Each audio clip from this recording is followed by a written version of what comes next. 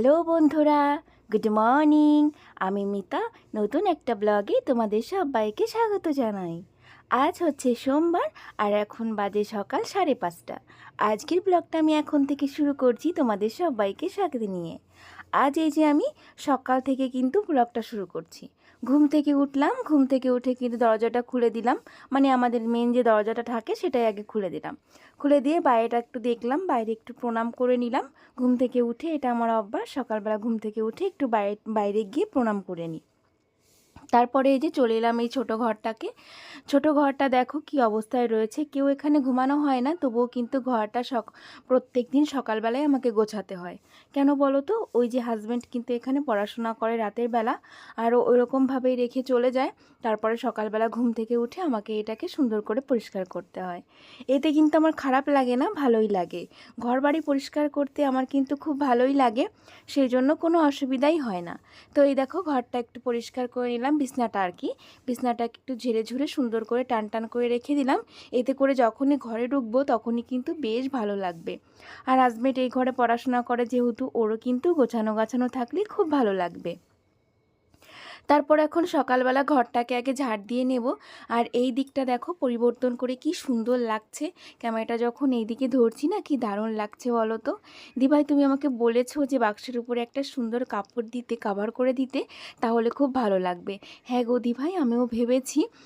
তো আমি চেষ্টা করব এইটাকে সুন্দর করে একটা কাপড় দিয়ে কভার করে দিতে, তাহলে কিন্তু খুব ভালো লাগবে। বাসি ঘরটা কিন্তু আমি সকালবেলায় ঝাড় দিয়ে নিই, না হলে কিন্তু আমার ভালো লাগে না। ঘুম থেকে উঠে আগেই কিন্তু বাসি ঘরটা ঝাড় দিই। তবে মাম্মাম হওয়ার আগে কিন্তু আগে আমি বিছনাটা তুলতাম, তারপরে বাসি ঘরটা ঝাড় দিতাম। তবে এখন তো মাম্মাম অনেকটা লেট করে ওঠে, সেই কারণের জন্যই আগে বাসি ঘরটাকে আমাকে ঝাড় দিয়ে ফেলতে হয়। আর মাম্মাম যখন ওঠে তারপরে আমাকে বিছনাটা তুলতে হয়। তবে বিছনা তুলতে এখন কিন্তু অনেকটাই বেলা হয়ে যায়। কি করব বলো, কিছু করার নেই, ছোট মানুষ, ও তো ঘুমাবেই। আর সেই জন্য মাম্মাম যখন ঘুম থেকে ওঠে তারপরেই কিন্তু বিছনাটা তোলা হয়। আর এই যে তোমাদের তো বলাই হয়নি, কালকে কিন্তু রাতের দিকে ওই 8টার দিকে হবে হয়তো, ভালোই কিন্তু হাওয়া দিয়েছিল, ঝড়ঝড়ও একটু হয়েছিল। তাতে করে দেখো আমার উঠোনের অবস্থা। এই যে এলো ঝড়ের সময়, এখন কিন্তু মানে মাঝে মধ্যে এরকম অবস্থা হবে আমার উঠোনের। আজকে তো তাও কম হয়েছে, এরপরে তো আরও হবে। কেন কি অল্প হালকা হাওয়া দিয়েছিল, তাতেই এই অবস্থা। আর যখন এই সময় ঝড় বৃষ্টি হবে তখন যে আমার উঠোনের কি অবস্থা হবে তোমাদের কি বলবো। গ্রামে বাস করার এই যে একটা কি বলবো মানে অসুবিধা, মানে ঝড় বৃষ্টি হলে ভীষণ কাজের চাপ বেড়ে যায় জানো। মানে তোমার গাছ না থাকলে কি হবে, পাশে পাশে যে সমস্ত গাছ রয়েছে সেইগুলো ভেঙে চুড়ে পাতা দিয়ে একদম উঠোন ভরে যায়। তো সেইগুলো পরিষ্কার করতে কিন্তু এক সকাল লেগে যায়। আজকে কিন্তু উঠোনটা পরিষ্কার করতে আমার অনেক সময় লেগে গেছে জানো, ঝাড় দিতে। এই দেখো কত পাতা পড়েছে, এগুলোকে টেনে টেনে সরিয়ে আমি তো মানে আমার কষ্ট হয়ে যাচ্ছে। ওইদিকে মানে ওইদিকে পরিষ্কার করে এসেছি আগে রাস্তার দিকে, তারপরে এখনও তো পেছনের দিকটা রয়েই গেছে, সেগুলোকেও পরিষ্কার করতে হবে। তো হাজব্যান্ড এসে আমাকে বলছিল যে আমি একটু তোমাকে করে দেব, তোমার কষ্ট হয়ে যাচ্ছে। আমি বলছি না গো, আমি নিজেই করে নেব। সত্যি কথা জানো, ও আমার এরকম কষ্টগুলো অনেক বোঝে, আর অনেক মানে আমাকে সাহায্য করার চেষ্টা করে, এতেই আমার খুব ভালো লাগে জানো। তবে ও তো সময় পায় না, আমি জানি। ও যদি সময় পেতো না, আমাকে অনেক কাজ করে দিত, আমাকে অনেক হেল্প করতো আমার কষ্টটা কমানোর জন্য। তবে কি বলো তো, ওই যে ও সময় পায় না, ওর পড়াশোনা থাকে। আমিও ভাবি যে ওর পড়াশোনা বাদ দিয়ে যদি ও আমাকে কাজ করে দেয়, তাহলে ওর পড়াশোনা হবে না, ওর স্বপ্নটা পূর্ণ হবে না। তাই আমি যথাসাধ্য চেষ্টা করি সমস্ত কাজ নিজে করার। ওকে কিন্তু এখন আমি কিছুই করতে দিই না, আমি শুধু বলি তুমি পড়াশোনা করো। তো সত্যি কথা, এমন একটা স্বামী পাওয়া কিন্তু ভাগ্যের ব্যাপার। আমি গরিবের সঙ্গে আমার বিয়ে হয়েছে, তো তাতে করে কিন্তু আমার কোনো মানে দুঃখ নেই জানো তো। হ্যাঁ, মাঝে মাঝে খারাপ লাগে, কেন বলো তো, ওই যে সবার অনেক আছে, আমার নেই। আমি সব কিছু যখন তখন পাই না, চাইলেও ইচ্ছা করলেও আমি কিন্তু সেই জিনিসটা পাই না। এই সব ভেবে আমার কিন্তু মন খারাপ লাগে। তবে আমি কিন্তু কখনো মুখে প্রকাশ করি না, বা ওর উপরে কোনো কিছু চাপিয়ে দিই না যে আমার এই জিনিসটা লাগবে বা এই জিনিসটা আমার শখ আছে তোমাকে পূরণ করতে হবে। কখনোই এটা করি না। বরঞ্চ আমি যেটুকু ইনকাম করি, যেভাবেই হোক, কেউ দিক বা সংসার থেকে বাঁচিয়ে হোক, সেটা দিয়ে ওকে কিছু দেওয়ার চেষ্টা করি, ওর জন্য কিছু করার চেষ্টা করি, এটাই হচ্ছে আমি। তো এইভাবেই আমরা কিন্তু মিলেমিশে দুজনে থাকি। আর এটার জন্য সমস্তটাই আমার বরকে ক্রেডিট দেব, কেন কি ও এত ভালো মানুষ যে ওর সঙ্গে খারাপ ব্যবহার করার মতন কোনো পরিস্থিতি আমার নেই, আর আমি কোনোদিন করতেও চাই না। ভগবান না করুক আমাদের যদি সারা জীবন এই পরিস্থিতিতেও রাখে, তবুও আমি ওর সঙ্গে কখনোই খারাপ ব্যবহার করব না আমাদের এই দরিদ্রতা নিয়ে। এমনি স্বামী স্ত্রীর মধ্যে যাই হোক না কেন, তবে আমাদের মধ্যে কোনো অশান্তি, ঝামেলা, মারামারি, গণ্ডগোল এসব কিন্তু কখনোই হয় না আমার এই যে ৫-৬ বছর মানে বিয়ের বয়সে আর কি। তো আমরা কিন্তু খুব ভালোভাবে সংসার করি, জানো তো। খুব ভালো লাগে, জানো। আমার অশান্তি ঝামেলা একদম ভালো লাগে না। এই যে আমার হাজব্যান্ড এত ভালো বলেই আমার কোনো অশান্তি হয় না, জানো। সত্যি কথা বলতে, আমি যদি ভালো হতাম, হাজব্যান্ড যদি খারাপ হতো, তাতে করেও কিন্তু আমার সংসারে অশান্তি হতোই। তবে আমার হাজব্যান্ড এত ভালো বলে, আর আমি সেটাকে মানিয়ে নিই, আর ওর ভালো মানসিকতা বুঝি বলেই আমাদের কিন্তু সংসারে কোনো অশান্তি হয় না। তো তোমাদের বলবো, এই তো ছোট্ট একটা জীবন, এই জীবনটাকে তোমরা শুধু শুধু মারামারি, অশান্তি করে, গণ্ডগোল করে না কাটিয়ে দিয়ে একটু ভালোবাসা দিয়ে কাটিয়েও দেখবে অনেক ভালো, মানে ভালোভাবে বাঁচতে পারবে। আমার এটা মনে হয়, তোমরা সেটা করে দেখো, তোমাদের জীবনটা অনেক ভালো কাটবে। এই গরিবিয়ানা, এই দরিদ্রতা, টাকা পয়সা কম, এইসব নিয়ে অশান্তি করে কোনো লাভ নেই। আর যদি আমি দেখো হাজব্যান্ডের সঙ্গে এই যে মানে টাকা পয়সা কম বলে বা দরিদ্রতা আমাদের আছে বলে এই নিয়ে অশান্তি করি, তবে আমাদের ভালো সময়টা কিন্তু পেরিয়ে যাবে। হয়তো ভগবান আমাদের একদিন টাকা পয়সা দেবেন, তবে এই সময়গুলোকে আর ফেরত পাবো বলো? সেই জন্য আমি ওইসব কোনো কিছু ভাবি না। আমি শুধু একটা জিনিসই ভাবি, যে আমাকে হ্যাপিলি বাঁচতে হবে, ভালোভাবে বাঁচতে হবে, এটাই হচ্ছে ব্যাপার। টাকা পয়সা আজ নেই, কাল অবশ্যই হবে। তো তোমাদেরকেও আমি সেই সাজেশনটাই দেবো, তোমরা টাকা পয়সা নিয়ে অশান্তি করো না, ঝুটঝামেলা করো না, স্বামী স্ত্রী ভালোভাবে বাঁচো, স্বামী স্ত্রী একসঙ্গে বাঁচো, দেখবে অনেক হ্যাপি থাকতে পারবে। যাই হোক, তোমাদের কিন্তু আমি অনেক জ্ঞান দিয়ে দিলাম। আর এখন দেখো সকালের অনেক কাজকর্ম করে নিয়েছি, স্নানও করে নিয়েছি। আর এখন মাম্মামের জন্য একটি মানে ম্যাগি দিয়ে ডিম দিয়ে একটু ভাজা ভাজা করে দিচ্ছি। মাম্মাম কিন্তু এটা আমার কাছে আজকে বায়না করেছে, আমি কিন্তু ওকে বানিয়ে দিচ্ছি না।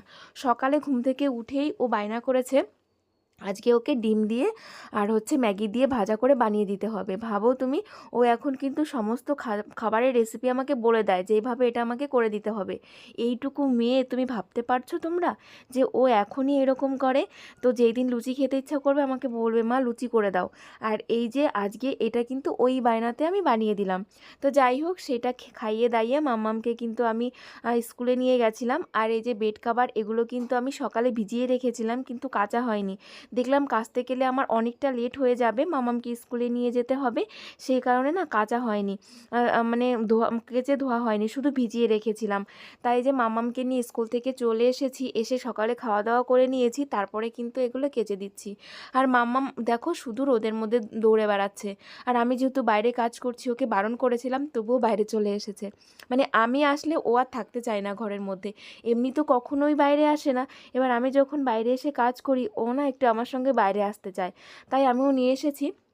আর বারবার বলছি যে তুমি একটু ছায়াতে থাকো, এই সাইডে ছায়া রয়েছে, গাছের ছায়া, তো ওখানেই মাম্মামকে একটু দাঁড়াতে বলেছি, খেলতে বলেছি, ওখানেই খেলা করছে, আবার মাঝে মাঝে কিন্তু আমার কাছে দৌড়ে চলে আসছে। তো যাই হোক, বেশি সময়ের কাজ ছিল না, আমার অল্প সময়ের কাজ ছিল, সেটা হচ্ছে কমপ্লিট করে এখন না মাম্মামকে নিয়ে একটু বসবো। আর আজকে মাম্মামকে নিয়ে না একটু আমতলায় বসেছিলাম ছায়ার মধ্যে, জানো তো, খুব ভালো লাগছিল। তো তারপরে একটু বসে থেকে তারপরে দুপুরে রান্নাবান্নাটা কিন্তু আমি শুরু করে দিয়েছি। তো আবার বেশি লেট করলে ওদিকে আবার অনেকটা বেলা হয়ে যাবে। তবে এই যে গরমের দিন বলেই কিন্তু দুপুরের দিকটা একটুখানি বসার চেষ্টা করি। তবে বসে আর কই থাকি বলো তো, ওই যে ফোনের কাজ থাকে, একটু এডিটিং বাকি থাকে, যেহেতু একটার সময় আমাকে ভিডিও পোস্ট করতে হয়, তোমরা সবাই জানো। তো সেই কারণেই এই সময় একটু আমার কাজ থাকে, তো সেইগুলো একটুখানি সেরে নিয়ে তারপরে এই যে রান্নাটা বসিয়ে দিই। তো রত্না বুনু, তুমি আমাকে কমেন্ট করেছিলে, বলেছিলে দি ভাই তুমি কখন এডিটিং করো? কি বলো তো বুনু, আমার না মানে এডিটিং করার কোনো নির্দিষ্ট সময় নেই। আমি যখনই সময় পাই তখনই কিন্তু আমার এডিটিংটা সেরে ফেলি, মানে কাজের ফাঁকে ফাঁকে। আমি কিন্তু একসঙ্গে পুরো এডিটিং করতে পারি না। যখন আমার কাজের ফাঁকে একটু টাইম পেলাম, তখন একটু বেশি বসে একটু এডিটিং করে নিলাম। সারাদিন কিন্তু আমি এইভাবেই এডিটিং করি গো, একবারে বসে এডিটিং করার মতন সময় আমার নেই। যাই হোক, তোমাদেরকে তো বলাই হলো না আজকে কি রান্না করছি। আজকে একটু টক ডাল রান্না করব আম দিয়ে। আর হচ্ছে রান্না করছি কালকে ওই যে মাছের মাথাটা রেখে দিয়েছিলাম সেটা দিয়েই, এই যে দেখো, শাক দিয়ে মানে পুঁই শাক দিয়ে একটা তরকারি রান্না করছি। পুঁই শাক দুটো আমি রেখে দিয়েছিলাম সেদিন কিনে এনেছিল সেইটার। আর এখন অল্প একটু তরকারি করে নিচ্ছি মাথাটা দিয়ে। আর করব একটু কাঁচা কুমড়ো ভাজা, অল্প একটু কাঁচা কুমড়ো ছিল, সিদ্ধ দিয়েছিলাম আর বাকি একটু রয়ে গেছিলো, ভাবলাম এটা থেকে আবার শুকিয়ে যাবে, তাই একটু ভাজা করে ফেলি।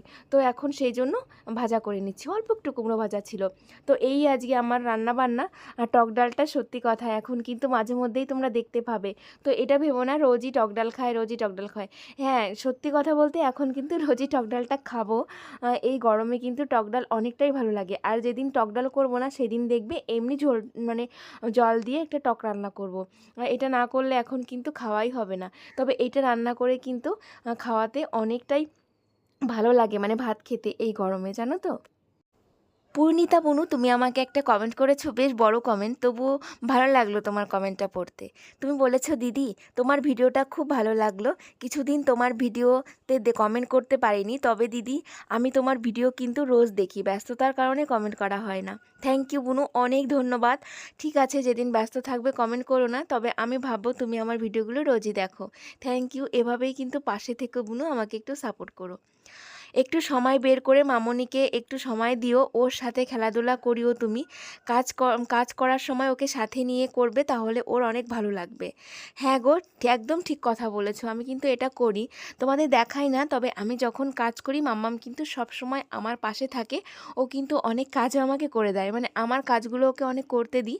আর সেগুলো হয়তো ও পারে না, তবে ও অনেক উৎসাহ দেখায়, ভালো লাগে ওর। আমি কিন্তু সেটা করি বুনু। তো ও সত্যি ও খুব খুশি হয়ে যায়। আর এখন দেখো, দুপুরে রান্না বান্না শেষ করে খেয়ে দিয়ে মাম্মামকে ঘুম পাড়িয়ে দিয়েছিলাম। তারপরে মাম্মাম উঠে পড়েছে। এখন কিন্তু অনেকটা টাইম পরেই তোমাদের সামনে এসেছি। সন্ধ্যা ঘোর হয়ে গেছে এখন, অনেকটাই সন্ধ্যা মানে লেগে অনেকটা রাত হয়ে গেছে। তারপরে যে মাম্মামকে নিয়ে আমি এখন মাম্মামের জামা কাপড়গুলো ভাঁজ করছি। আর দেখো তোমরা একবার আমার মাম্মামের কাজগুলো দেখো। তোমাদের বললাম না যে ওকে নিয়েই কিন্তু আমি কাজ করি। দেখো আমি এইদিকে জামা কাপড় ভাঁজ করছি, মাম্মামও কিন্তু অনেক জামা ভাঁজ করে দিল। তারপরে পুতুলটা নিয়ে কিন্তু শুয়ে পড়লো। আর এরপরে জামা কাপড় কটা ভাঁজ করে সুন্দর করে গুছিয়ে রেখে মাম্মামকে আমি একটু পড়তে বসাবো। আর ও কিন্তু একটুও পড়তে চায় না। তোমাদের বাচ্চারা ছেলেমেয়েরা কিন্তু কি পড়তে চায় আমাকে একটু জানিও তো। মামামের বয়স তো 3 বছর। তোমাদের কার কার 3 বছরের মতো ছেলে মেয়ে আছে আমাকে একটু কমেন্টে জানিও, ওরা কি মানে পড়াশোনা করে। আমার মাম্মাম কিন্তু একদমই পড়াশোনা করতে চায় না, খুবই বিরক্ত করে, মানে কি বলবো। তবুও একটু বসতে হয় আর কি। এখন থেকে যদি না বসাই তাহলে আর কটা দিন পরে একদমই বসতে চাইবে না। তো সেই জন্য খুব একটা চাপ দিই না, ওকে নিয়ে একটুখানি বসি আর কি। তো চলো, আজকের ব্লগটা আমি এখানেই শেষ করব। তোমরা সবাই ভালো থেকো, আমরাও ভালো আছি। তোমাদের সবাইকে টাটা এন্ড গুড নাইট।